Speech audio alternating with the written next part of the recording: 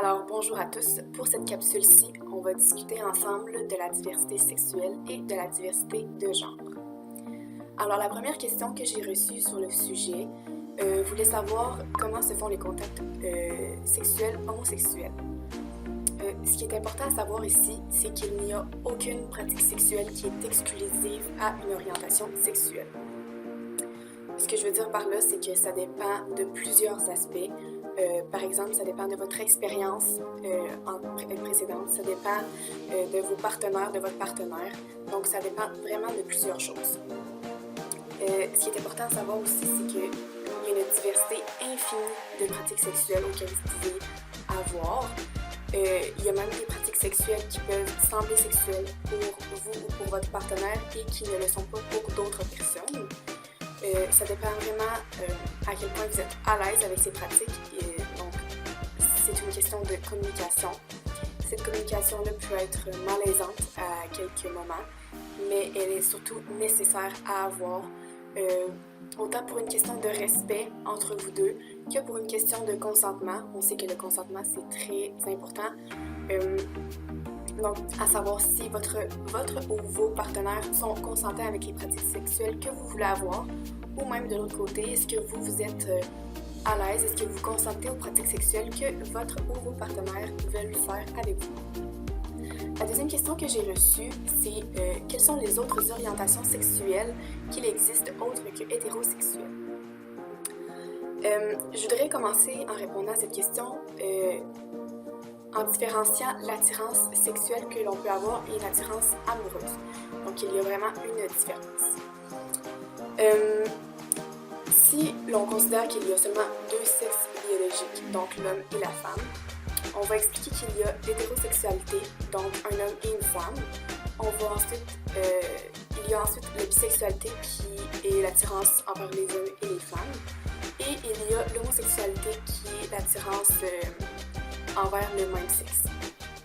Les autres orientations qui existent, c'est les queer, donc c'est des personnes qui refusent la classification de genre, de sexe et d'orientation sexuelle. Il y a aussi les pansexuels, donc qui n'ont pas d'attirance particulière envers un genre ou un sexe. Donc on va souvent dire qu'ils sont attirés par la personnalité plutôt que par le sexe ou par le genre de la personne. Et il y a les asexuels, donc ce sont des personnes qui n'ont pas d'attirance sexuelle. Ce qui est très important à savoir ici, c'est que vous n'êtes pas obligé d'avoir une étiquette, d'avoir une orientation sexuelle. C'est un développement personnel. Il y a des personnes qui savent très tôt quelles orientations sexuelles qu'ils ont. Il y en a qui c'est très tard. Il y en a que ça change au cours de leur vie. C'est encore là très personnel. Et il faut savoir que c'est un continuum. Donc, il n'y a pas vraiment de place pour seulement l'hétérosexualité, seulement la bisexualité.